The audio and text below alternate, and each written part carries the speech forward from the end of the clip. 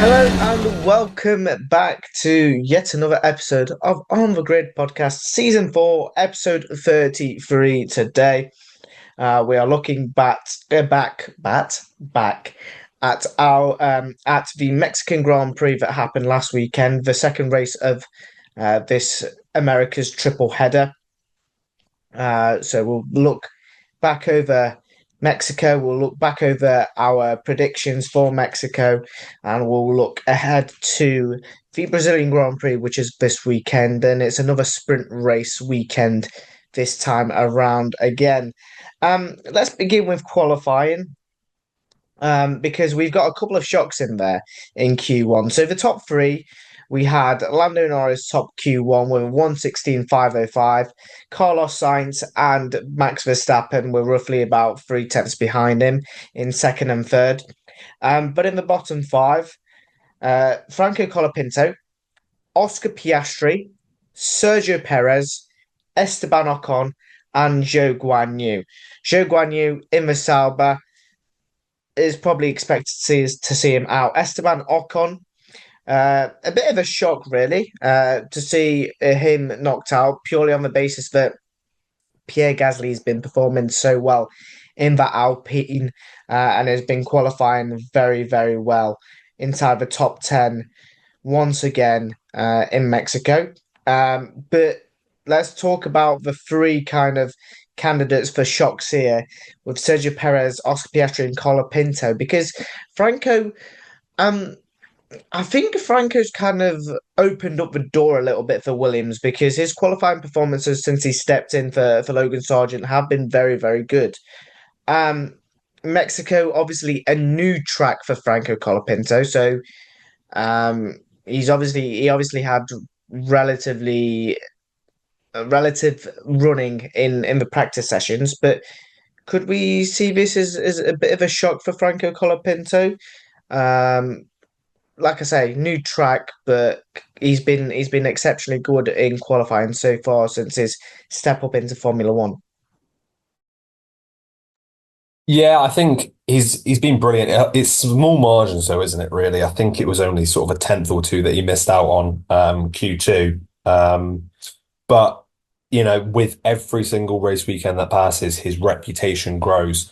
And I don't think it's any different here.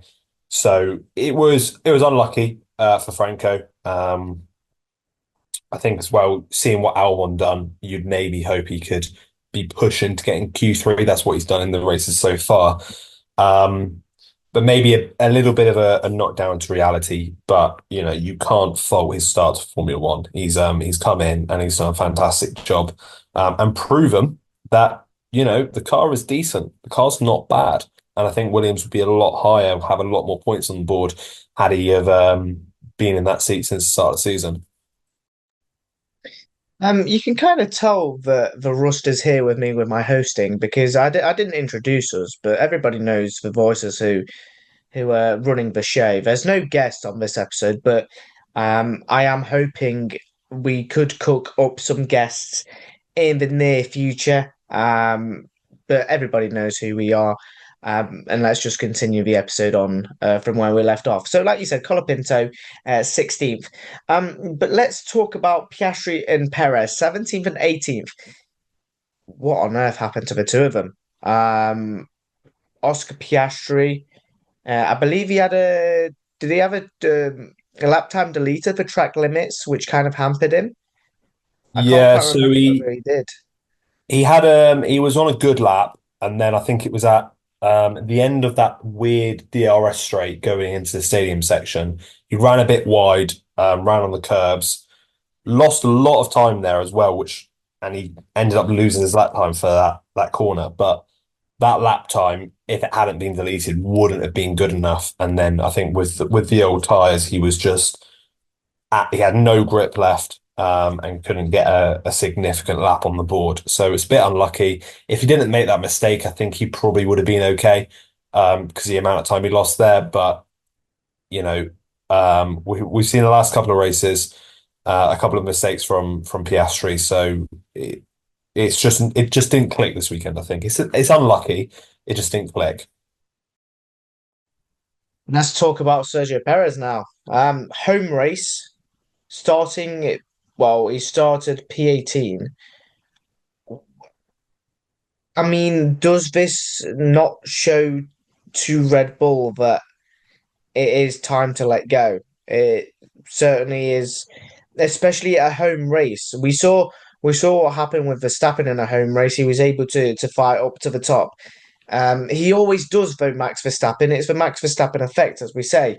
With Sergio Perez in a home race, I don't think I've seen, apart from maybe Logan Sargent when it comes to his three home races that he had last season, I don't think I've seen a worse homecoming for a driver to start near the back and finish near the back ultimately.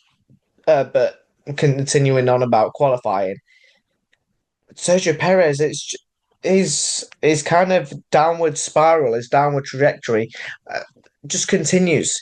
As Jamie Carragher said in football about Casemiro, uh, he's got to leave football before football leaves him. I think for Sergio Perez, it's the same case. He's got to leave Formula One before the Formula One leaves him. Do you share the same thoughts, Ethan? Yeah, I think it's it almost seems inevitable now. Um, it's just not been good enough this season from Sergio Perez. He's had a couple of good performances. He started the season quite strongly again, and then obviously had that strong performance in Azerbaijan, which he had nothing to show for. But it's time is enough. There's been enough time. He's been in for Red Bull for 4 years now, I think. I think this is his fourth season at Red Bull. Um, it's time for change. Whether that's Liam Lawson, whether that's Yuki Tsunoda, whether that's somebody outside of the Red Bull pool, there needs to be a change if Red Bull are gonna, you know, be competing for the constructors next season, and competing for race wins on a regular basis because we've seen Sergio Perez is not that guy. He is not the guy to take the fight um, to help support a team in the same way that Verstappen can. Verstappen needs a rear gunner. How many times have we seen Verstappen be in a two against one against a Ferrari or against a McLaren? And his brilliance can only take him so far. They need somebody who's going to be scoring points. It's the fact that Max Verstappen is still leading the championship by 40-odd points. Sergio Perez is eighth. That's something we haven't spoken about since before the summer break. He is still eighth in the Drivers' Championship. So enough said, really. I think it's time for a change, and I think everybody is aware of that. And the thing is, as we talk about change, I've seen. Well, I say rumors. I see a lot of people wanting Oscar Piastri to move to Red Bull potentially. Um, if this kind of Lando Norris propaganda continues, whether Oscar Piastri might jump ship to Red Bull and team up with Max Verstappen, or whether Liam Lawson or Yuki Tsunoda jump into that second Red Bull seat, that's yet to be known. And I think Red Bull are going to have to go into a relative unknown to get themselves a proper upgrade on Sergio Perez, because when he came in, he was a very much a hot prospect fighting at the top of the midfield. But ever since his switch, and I think the second syndrome hit, it's been a downward spiral from then on. Moving on to Q2, Lando Norris once again topped the session with Max Verstappen and Sainz second and third this time, with the Dutchman second and Sainz in third. The bottom five consisted of Yuki Tsunoda, Liam Lawson, Fernando Alonso, Lance Stroll, and Valtteri Bottas.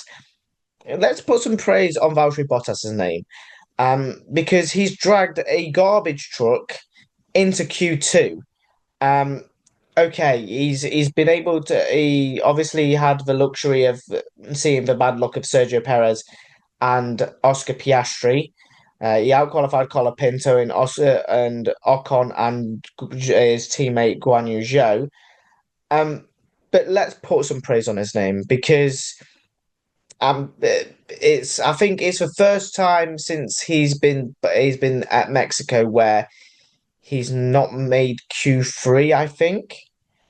And he had a long streak of Q3s for Mercedes. But obviously, driving a garbage truck, you're not going to have that luxury. Um, but what a job he's done this weekend, and he got about his business quite quietly because I think most people kind of did not catch on that he was through to Q2, had him a bit under the radar, and boom, what happened? He was able to drag that kick Sauber car into Q2.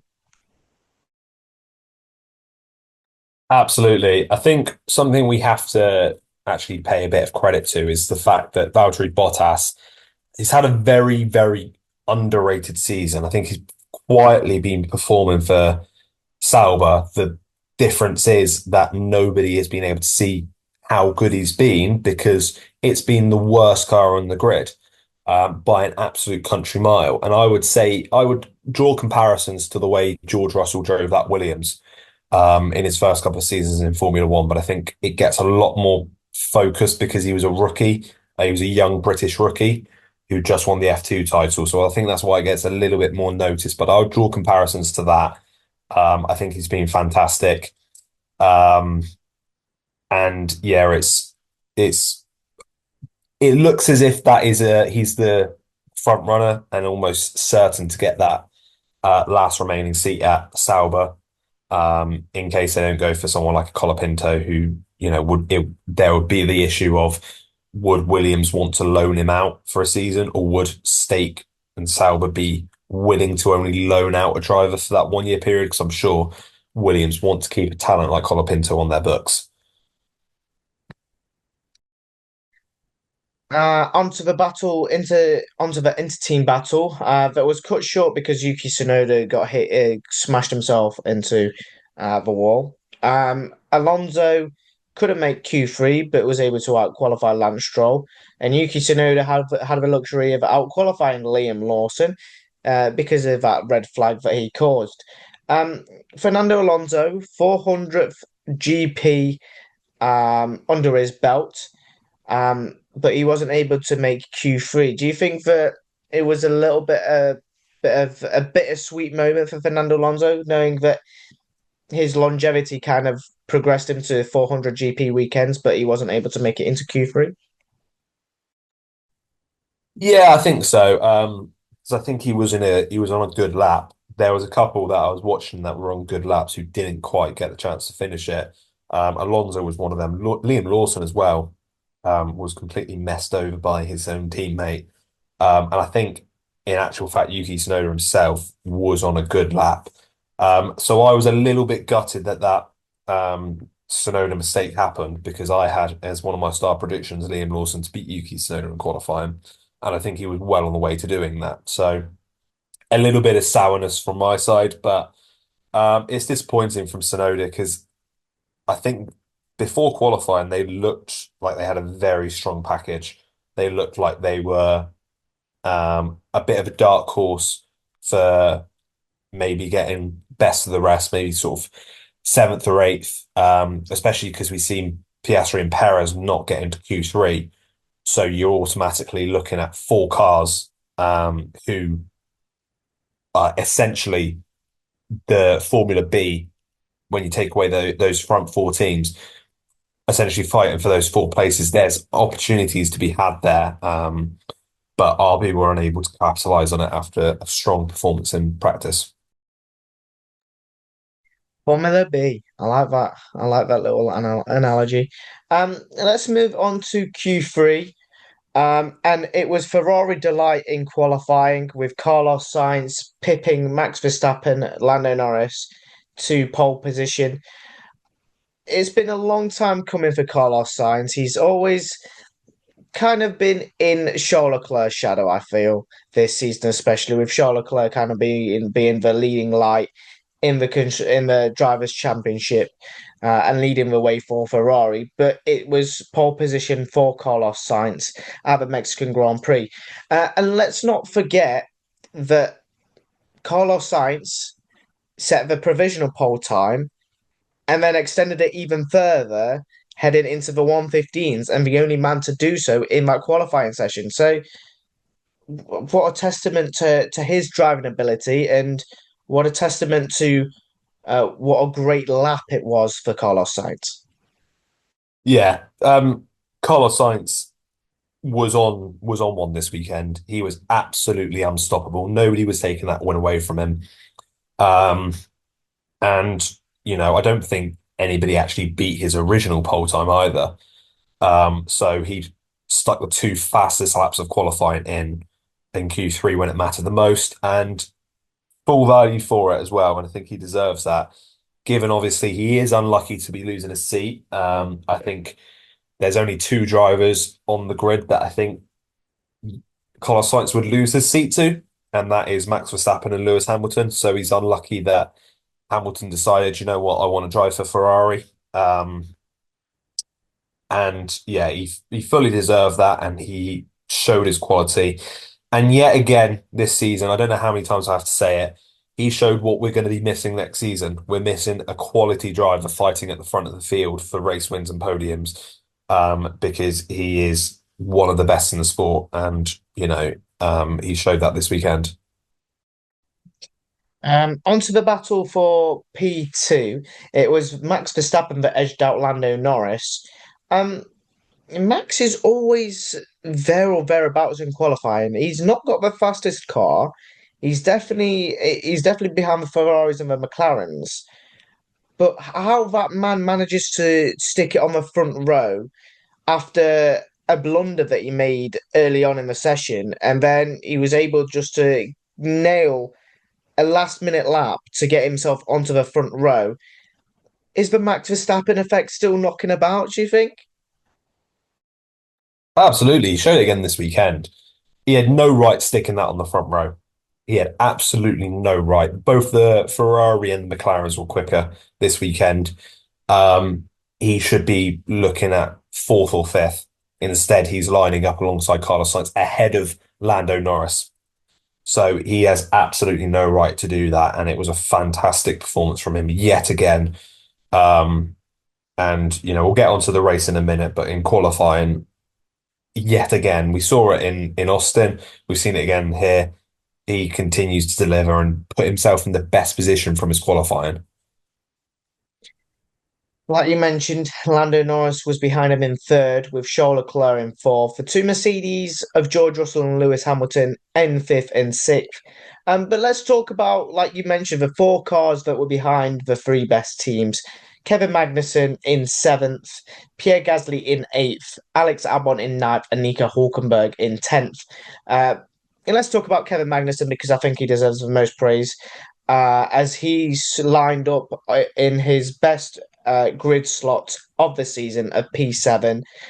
Do you think that, like we mentioned, Kevin Magnussen is wanting to come out of the F1 and finish his F1 career with a bang, and he's slowly but surely showing maybe why he should be fighting for some of the bottom teams and keeping his seat because he's a Viking, he's a Dane. He's obviously not going to go down without a fight. Yeah, I think nobody's doubting Kevin Magnussen's quality. I think the problem is how often do we see it? I don't think it's often enough because he's had some performances this season. When he's been fantastic, he's done a job for the team and he's put the car in a brilliant position, and been really valuable for the team. And look at throughout his career, he has often popped up in moments and delivered. The problem is he's just not consistent enough. And I think that's why Haas are going for a change next season. So I don't know how much this changes the perspective about Kevin Magnussen. Maybe he can try and put a claim in at Sauber for that final seat, but who knows? We'll have to wait and see where that seat goes to. Um, but yeah, I think it's it's a consistency problem for Kevin Magnussen. And just finally to round off Q3, Pierre Gasly. Who was expecting this man to pop up in Q3 for the second weekend running? Because in Austin, he did tremendously well, qualifying in P7, and then in Mexico, P8. Is the Alpine package finally coming good? It's very late on, but are they finally seeing progress and signs of improvement ahead of 2025? Yeah, I think so. I think the last two races actually, um, Pierre Gasly's done a fantastic job in qualifying. Yeah, again, qualifying best as the rest, qualifying in seventh. It wasn't long ago when both Alpines were getting knocked out in Q1. It's been a very strange season for Alpine. But hopefully this little glimpse in performance can help them kick on next season. Um, because like I said, they're currently P9 in the constructors.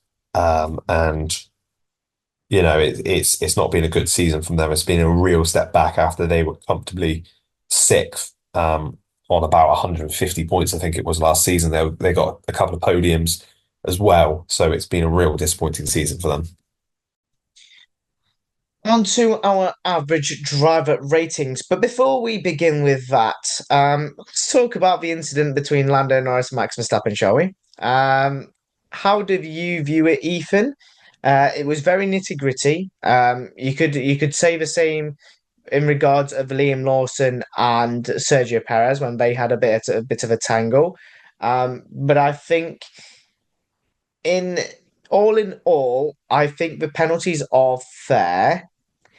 Um, because Max Verstappen has done it on two occasions. But then again, you look at it from a perspective of what happened in Austin, and Lando Norris only got a 5 second penalty instead of a 10 second penalty. So, how did the FIA go about giving Max Verstappen a 10 second and not a five? And why did they not do it in Lando Norris's case in Austin? What did you make of the incident to begin with? And did you think that the penalties were fair? Well, I think first of all, there's been a bit of a change to the rate or the driver conduct in wheel-to-wheel racing, and how it's viewed. I think 19 of the 20 drivers agreed to that from this weekend, not waiting for next season. They wanted it implemented immediately. And I think the actual one who said no was Valtteri Bottas. I'm not sure how reliable that information is, but that's what the rumor is. Um, so there are changes to that, but you make a good point. Why is it any different?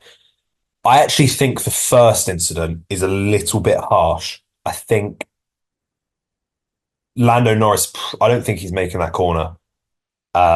He goes very deep. He's got carrying a lot of speed, and I'm not sure he makes that corner himself. So there's an argument to be had there. Um, I've got to say, I think it was telegraphed that there was going to be something that happened between the two of them. Um, and we saw that again. But I think actually something gone under the radar a little bit is there was a little bit of a push on Carlos Sainz into turn one, and Carlos Sainz had to take it onto the grass because he was forced wide. Um, so there's an argument there, but I think for that first one was a little bit harsh. I think 10 seconds is definitely way too harsh. The second one, yeah, looking back at it was dangerous. At first thought, I thought that Lando Norris was letting Verstappen by because he cut the corner and he was given the position back. That's how it looked at first glance, but it was a crazy move, and I think a little bit of desperation on Verstappen's part, um, because he knew that Norris couldn't be in front of him, otherwise he would be losing a lot of points. So I think it was almost he wanted the Ferraris to go off into the distance. He could hold Norris up for as long as possible, um, and then you know take the relative points hit because Lando Norris getting 15 points is a hell of a lot better than him getting 25. So I think Verstappen knew the highest he could finish was fourth. So it was damage limitation from his side. But I think obviously he deserved penalties, but I think 20 seconds is a little bit harsh. Maybe, like I said, five for the first one, 10 for the second one would be a bit fairer, or just 10 seconds in total. But I'm not a steward, and there's a reason for that. So I will yeah, that's my version of it. Very good summary from you. I'm not going to get into it because if I got into it, we'd probably be here for half an hour longer. So I'm just going to stay on the fence and crack on with our average driver rating. So let's begin with race winner, Carlos Sainz, qualified first, finished first. Needless to say, it's an 11 out of 12. It's an 11 out of 10 if I could do it, but I'm only going to stick it with a 10 out of 10 because that's the max I could give him. I don't think there's not enough superlatives for what this race was for Carlos Sainz. In the dying embers, if Lando Norris did have a few more laps, I reckon he would have caught up with him. But I think Carlos Sainz had Lando Norris covered enough to gain the race victory. Obviously, he was overtaken by Max Verstappen at the start, but then was able to make a fantastic move down the inside to regain the position and to then drive off into the distance and win the race. So yeah, 10 out of 10 without a shadow of a doubt. Yeah, completely agree with everything you said. Like I said earlier on, it was the perfect performance from Carlos Sainz, and it was deserved.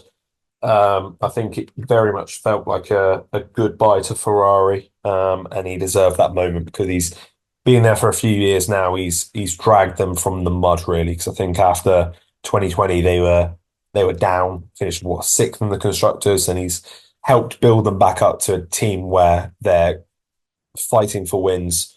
Um, look at he was the only non-Red Bull driver to get a win last season. In fact, other than Verstappen, he's the only driver with a current win streak per season. Obviously, Verstappen's got sort of seven or eight, but I think Carlos Sainz has a 3 year where he's got three consecutive seasons where he's won, which is more than the other 18 drivers. So a real quality performance from him, and he deserves his moment in the spotlight. On to Lando Norris, who qualified in P3 and finished in P2. Um, Thing is, I'm conflicted with this one because if it wasn't for Charles Leclerc's poor race pace near the end of the race, he would have finished on the podium in P3, and it still would have been a very good performance because the Ferraris, I think, have the ultimate package for the end of the season. I think they are the team to beat now. I think McLaren are a tad bit behind them in terms of upgrades. And I think that Ferrari are slowly breaking ahead of McLaren.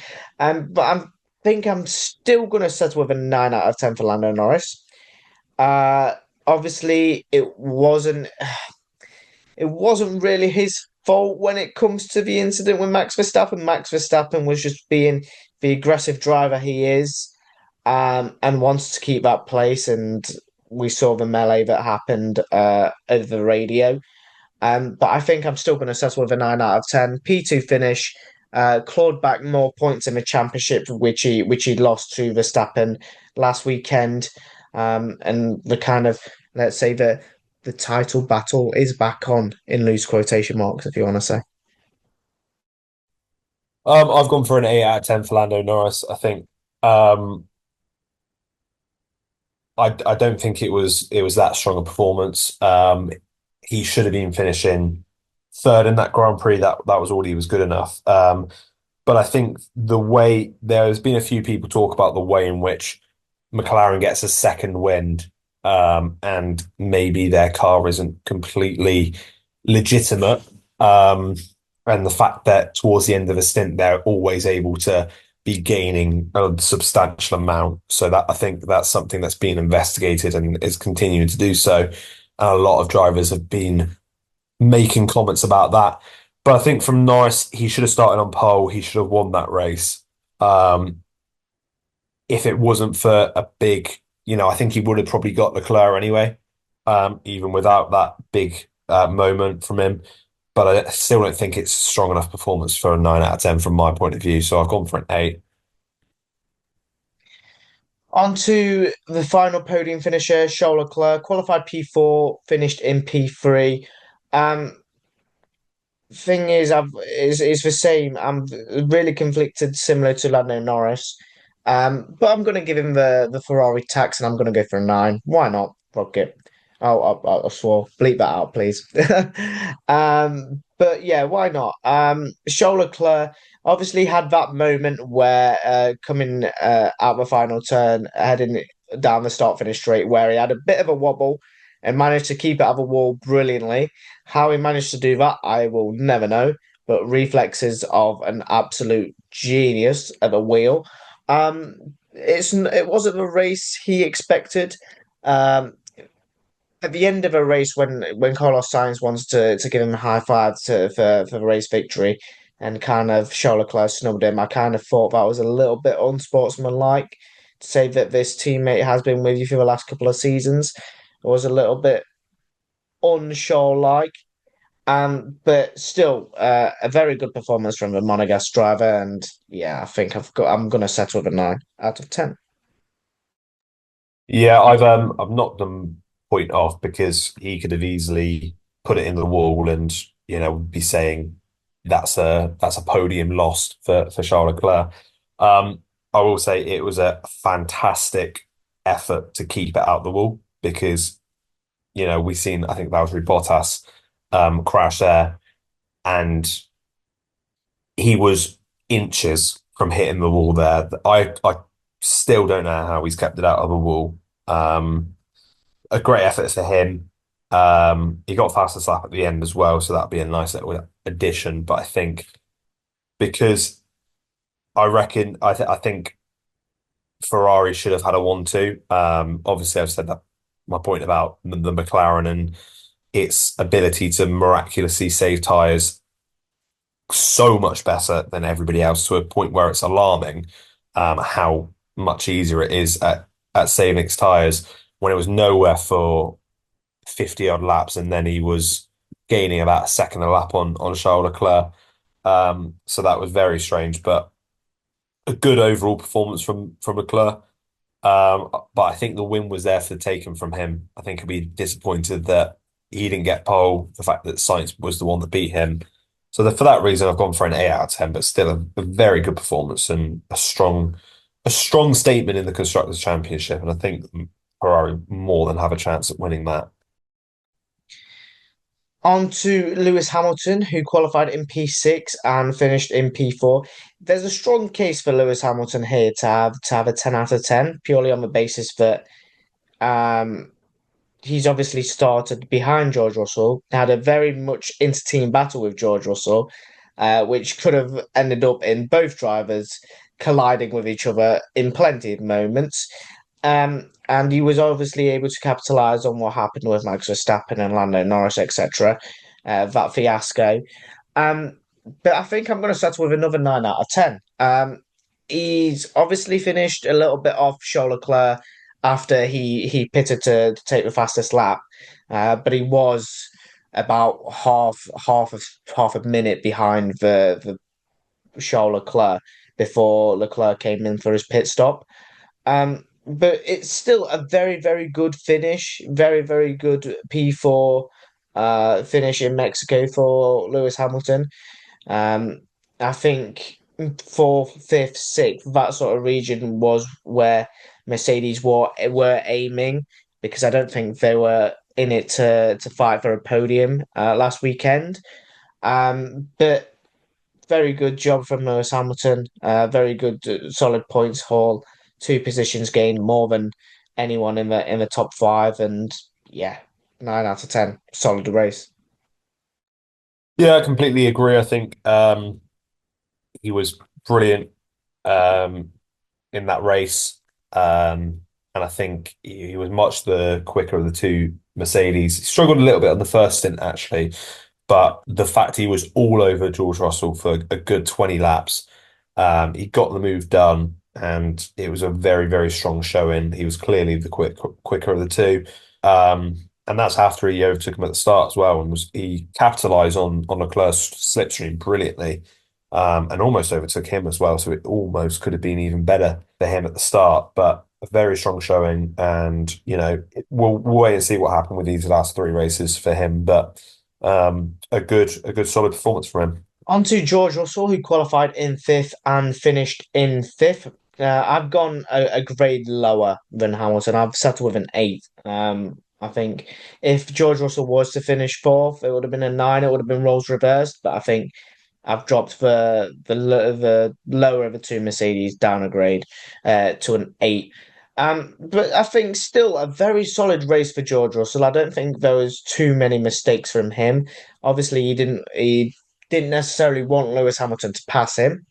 But it inevitably happened. Lewis Hamilton kind of had the better upgrades package on the Mercedes, and inevitably it prevailed and got him ahead in the race. But still, to say that George Russell was running the package from, I believe it was Miami, from what David Croft said, um, it shows tremendous racing ability within George Russell, and it kind of showed that Mercedes not necessarily needed the upgrades because George Russell more or less looked like he was able to fight with Lewis Hamilton without all the upgrades that Hamilton had on his car, and Russell inevitably finished in a very good P5 finish. So yeah, 8 out of 10. Yeah, I've gone one low. I've gone for a 7 out of 10. I do agree with what a lot of what you said there. I've just gone for a slightly lower grade. 'Cause I think he struggled a lot on that last stint, which may have actually hampered Mercedes' case because you could have thought they would be able to push a little bit harder and maybe stop Leclerc going for fastest lap there.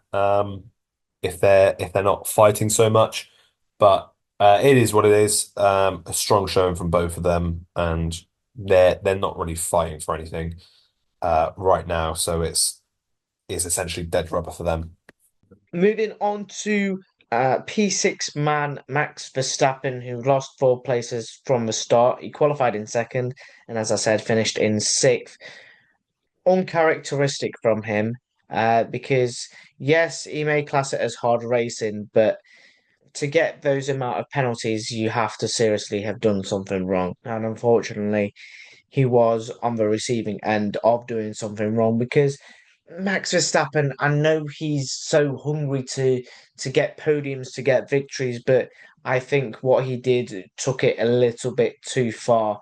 Um, I've gone with where he finished. I've gone with a 6 out of 10.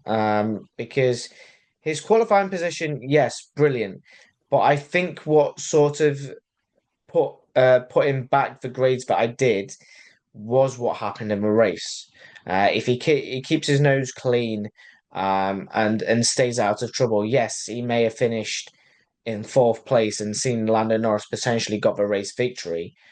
Um, but I think it would have been a better drive than him absolutely ruining his race and finishing in P6. So I've gone with a 6 out of 10, maybe a little bit harsh on him after his tremendous qualifying, but what he did in in the race is kind of inexcusable and kind of shows the hard racing nature of Max Verstappen. But I think at times he needs to tone it down a little bit.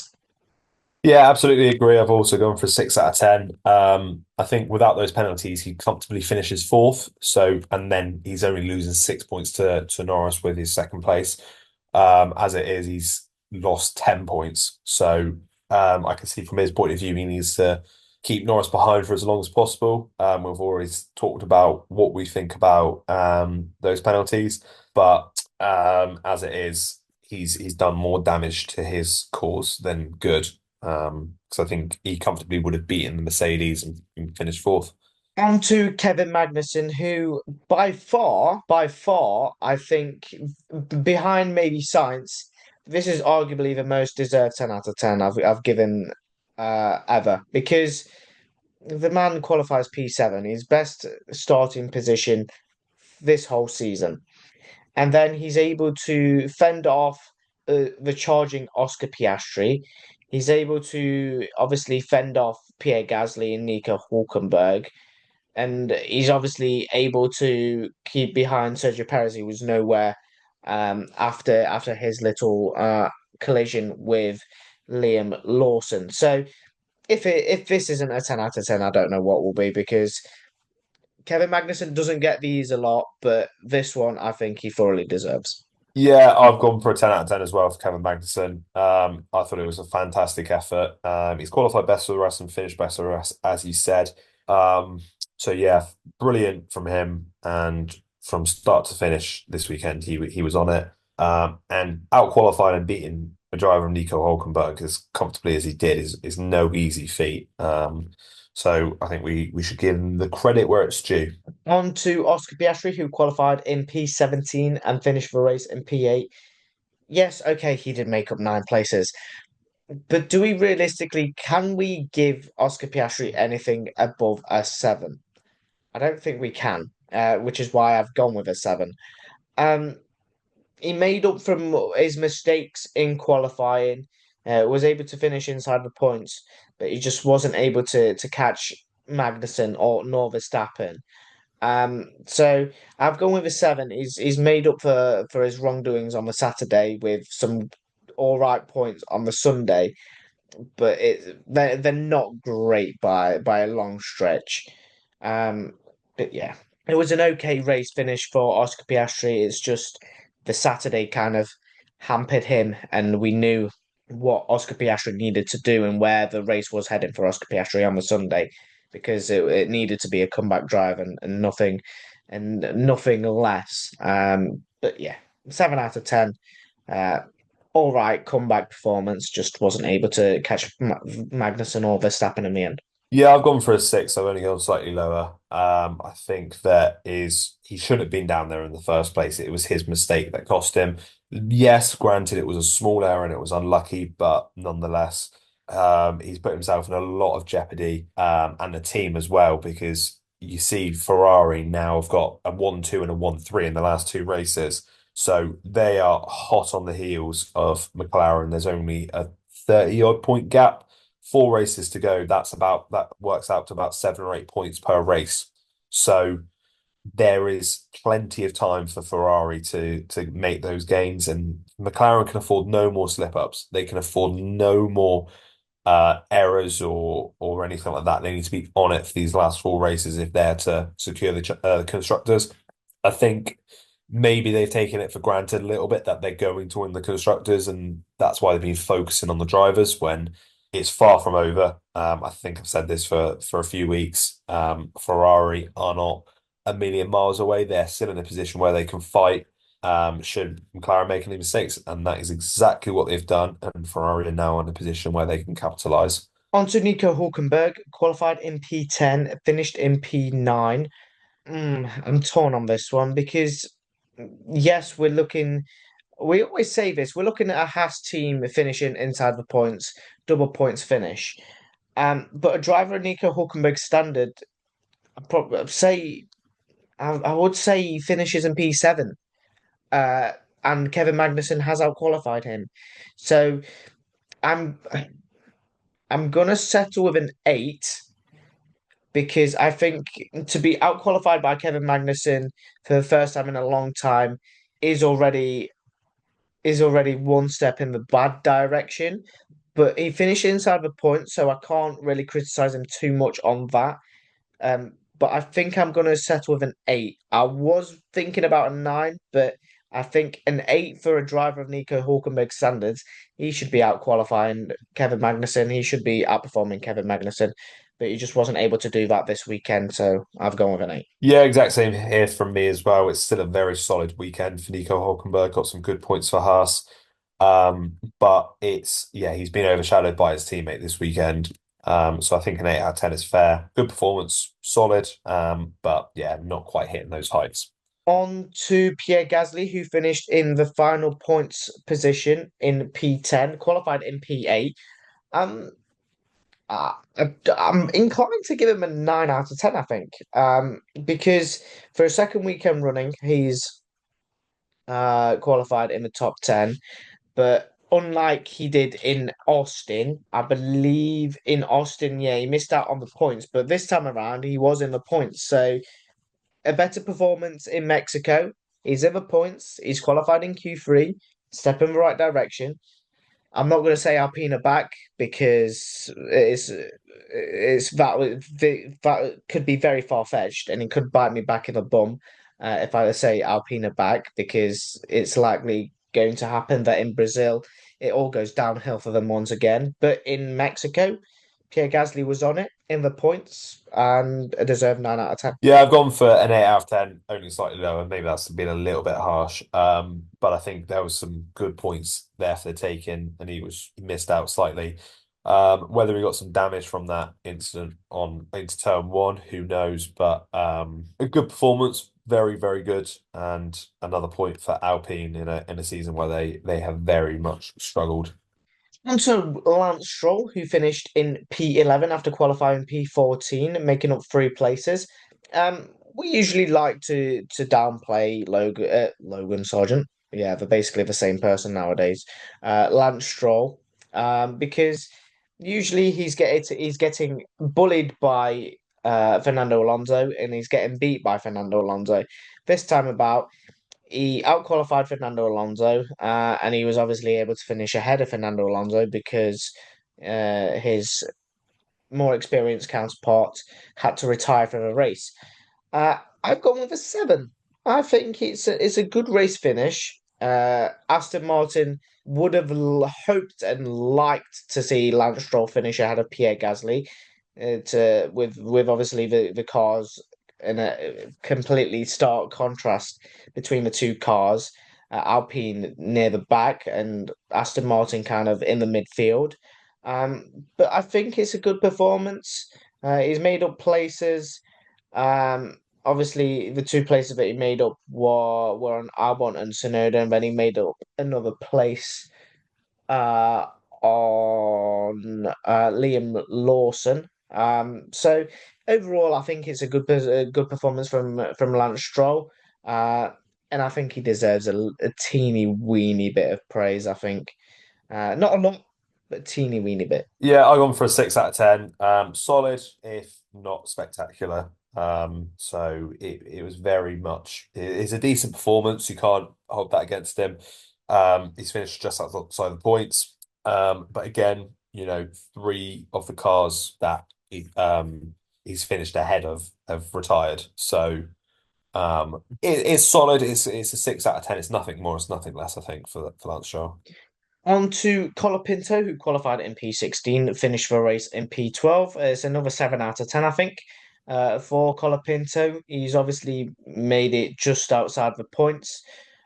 Poor qualifying showing, which kind of hampered his weekend overall, because we saw what happened with Alex Albon, and it could have been uh, the same for Franco Colapinto had he got that lap in.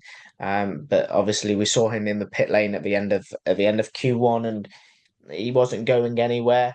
Um, Overall, I don't think he'd be discouraged too much after his first weekend in Mexico, and hopefully not his last, because it was a decent performance. But I think, like I said, his qualifying kind of hampered his Sunday, and from then on, similar to Oscar Piastri, it was kind of a bit of an uphill battle for him. Yeah, I've gone for 7 out of 10 for Colapinto. I think he pulled off some good moves. But yeah, it was qualifying that let him down, like you said. He needed he was unlucky, wasn't he? To miss out by a short margin. But if you swap Colapinto and Albon's starting position, I think it's a completely different story. So it shows what Albon could have done with the car underneath him, but that's if buts and maybes, really, isn't it? So we won't dwell too much on that. But a good performance. He again, no, he stakes his claim for and increases his reputation in the sport. He's not finished below 12th in his 5 appearances in Formula One. I don't think Logan Sargent had 5 12th place finishes and above. So there's that, isn't there? On to Esteban Ocon, who qualified in P19 but started in the pit lane, finished in P13. And this was a performance that I think went under the radar a little bit, because people were looking at Esteban Ocon, and you look at him relatively compared to uh, Pierre Gasly, who finished inside the points. Um, but Ocon started from a pit lane, finished in P13, kind of made up the 7 places that he needed to. 3 of those were retirements, but still, I think it's more than a good enough race finish. I've gone with an 8 out of 10. I think to see where the Alpine could have struggled, and it could have completely been at the back of the field where the likes of Sergio Perez were. But I think to drag it from a pit lane and finish in P13, I think it's a good enough job. Maybe a little bit nice from me, uh, but I think Esteban Ocon deserves a little bit of praise and a little bit of a morale boost ahead of his move to Haas next season, because these are his last moments at Alpine, and I think he did a good enough job to secure kind of a good rating this weekend. Yeah, so I've gone for a 7 out of 10 for Esteban Ocon. It was a very good performance, but given the fact I gave Gasly an 8, not a 9, that's why I couldn't give Esteban Ocon an 8. So I've just gone one lower for both of them, as opposed to yourself. Um, but like you said, made up six positions, very strong performance. And yeah, it very much feels like he is ready for the season to end, I think, given that they have not been very good this season. Um, I think he'll be relishing getting into that house given their strong end to the season and hopefully getting a few more points than the five he's got so far this season. On to the two. Let's group the two Saubers. So Bottas finishing 14th and Joe in 15th. Qualifying for Bottas 15th, qualifying for Joe P20, but started P19 because of Esteban Ocon's pit lane start. I've gone with a seventh for Bottas and a sixth for Joe. I think Bottas obviously edged out the Sauber battle in Mexico with a very good Q2 finish, and then in the race it was kind of a bit of a mixed bag, and then Zhou made other places, but was ultimately unable to overtake his teammate. So yeah, 7 and a 6 for the two of them. So I've also gone for a 7 for Valtteri Bottas. I think he was very, very underrated this weekend. He was running in the points with about 20 laps to go, which I thought was baffling. I had to look twice at there was a Sauber in the points. But yeah, no, still not got those first points of the season, Valtteri. But a good performance nonetheless, deserves a 7. And then for Joe, I've gone for a 5, so slightly lower. But I thought it was a good performance, but nothing spectacular. It was better than what he's been for much of this season, but I think it's too little, too late for him. Um, and yeah, it was again second best to his teammate, and he's now in his third season in Formula One. He should really be competing with and beating regularly his teammate, shouldn't he? So 5 out of 10 for Joe and a 7 for Bottas. On to Liam Lawson, who qualified in P12, and it could have been a lot higher if it wasn't for his teammate, and finished in P16. I've gone very much down the middle. I've gone with a 5. I think it's obviously not the performance that Liam Lawson would have wanted. Was in the wars with a couple of drivers, and even a couple of drivers have gone out and said what a maniac Liam Lawson is. But I think Liam Lawson is warranted to do it within obviously driving standards, because essentially he's fighting for a seat in Formula One, and he just wants to show himself in the best light. But Mexico, he was off it. Nothing compared to Austin, where he obviously had that points finish. In Mexico, he was completely off it. So I've got middle of the road with a 5 out of 10. So I've actually gone for a 6 out of 10. I think Liam Lawson was quite unlucky this weekend because I think he was hampered a lot by that incident with Sergio Perez, where I got to be honest, Sergio Perez has been a maniac. There was clearly no space down the inside yet. He's forced himself down the inside into turn four. And then that is actually what's destroyed Perez's race because of the damage you got going over the curb there. You could see some bodywork fly off, all because he tried to shove it down the inside instead of waiting his turn, waiting another lap, and then getting him next time. Because Sergio Perez at the start was making a lot of moves. I think he was up to 11th by that point, 11th or 12th. Anyway, he was on the fringes of getting into the points. But I think Lawson was unlucky in that sense. I think he got some damage there. And then he couldn't quite compete from that point forward. So unlucky for him. 6 out of 10. Another strong showing though, I think. Good qualifying and then showed good pace up until that incident. On to Sergio Perez, who qualified in P18 and finished in P17. Mm, yeah, I've gone. I think I'm gonna do it. I've gone with a 2 out of 10. Because s- it it's just Sergio Perez things, isn't it? It's now the norm of Sergio Perez doing badly is not the norm of him doing good things. We see him in the wars. Um, the thing that made me chuckle on some of the replays is when Liam Lawson and Sergio Perez were going down the start finish straight, and Liam Lawson went past him and gave him the middle finger. And that was very cheeky.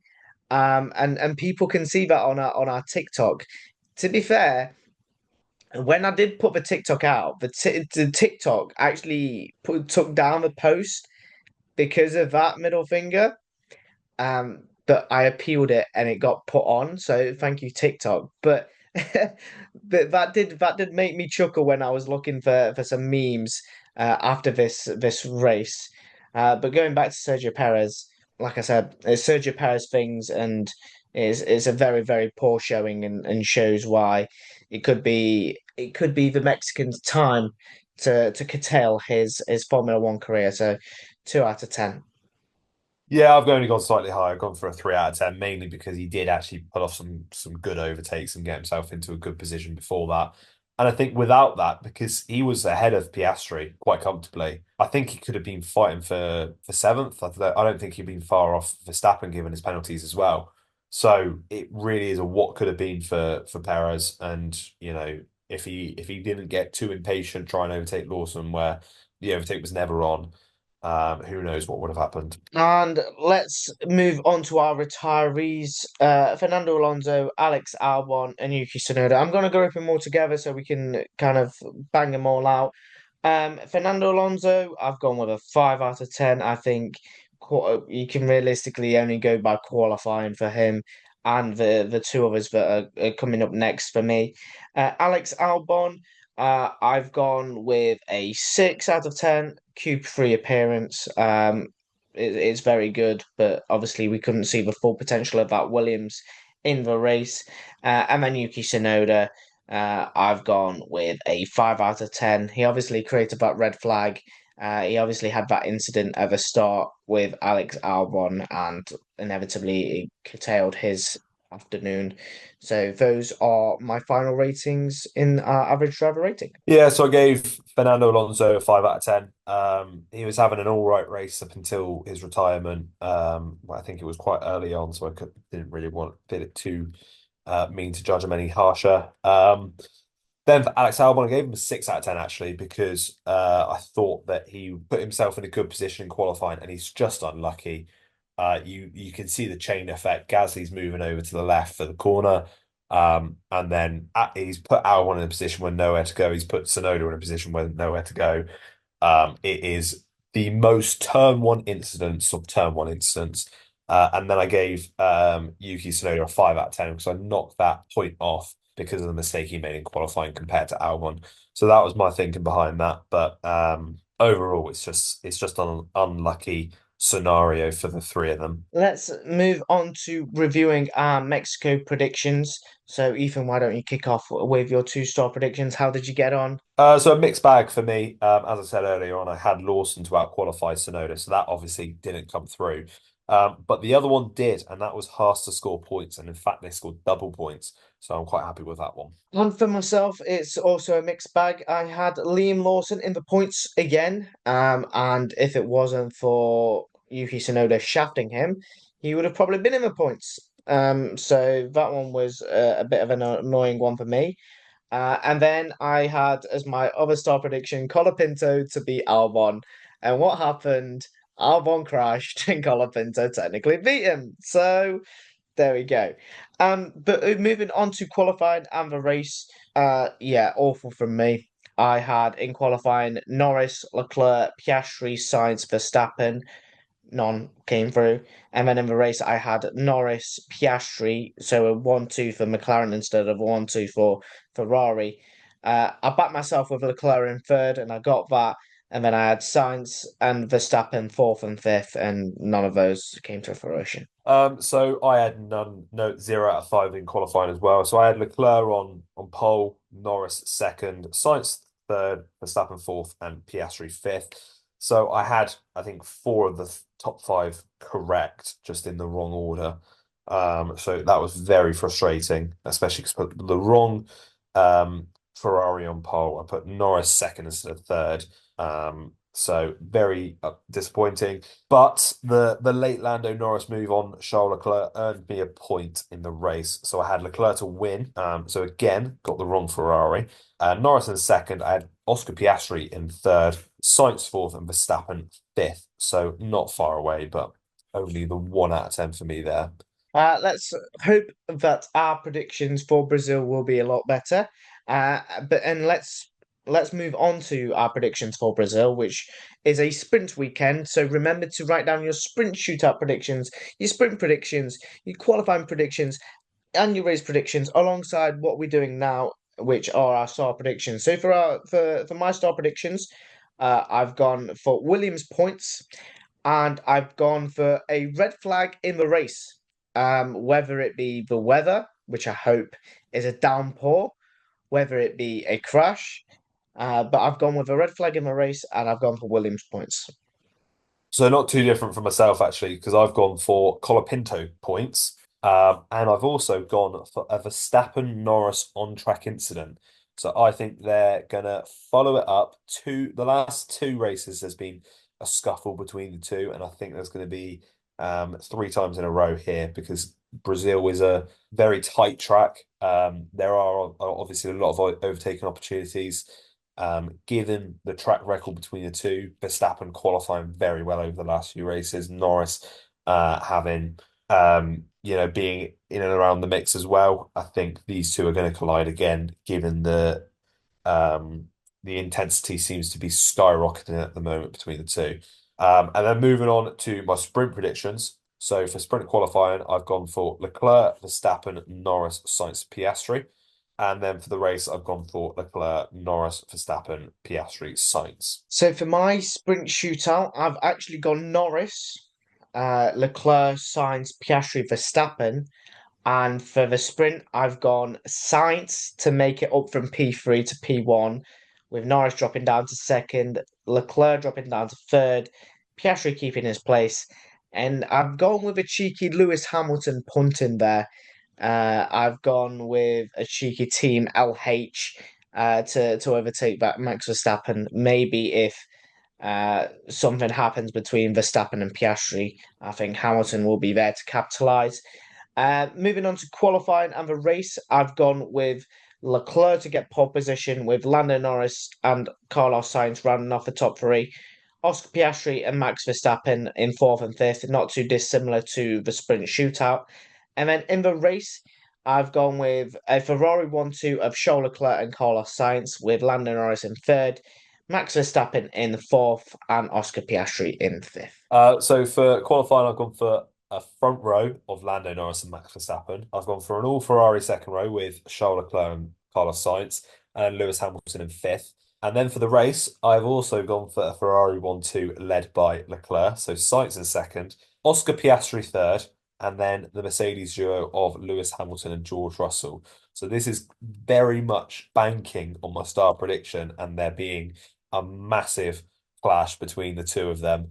So I'm going all guns blazing on that one. So we'll wait and see if that happens. But I'm feeling bold.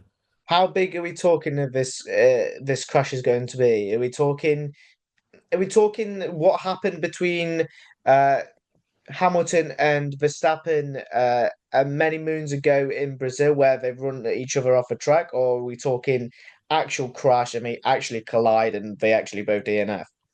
But I've not got either in my top five for the race. So, take that as you will. So I think there could be either one or both retires from the race. Very tasty. But that rounds off the episode of On the Grid podcast, episode 33.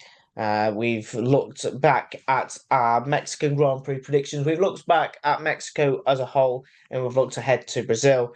We'll be back next week as we review the final race of this America's triple header. Like I say, in the meantime, keep listening, keep streaming.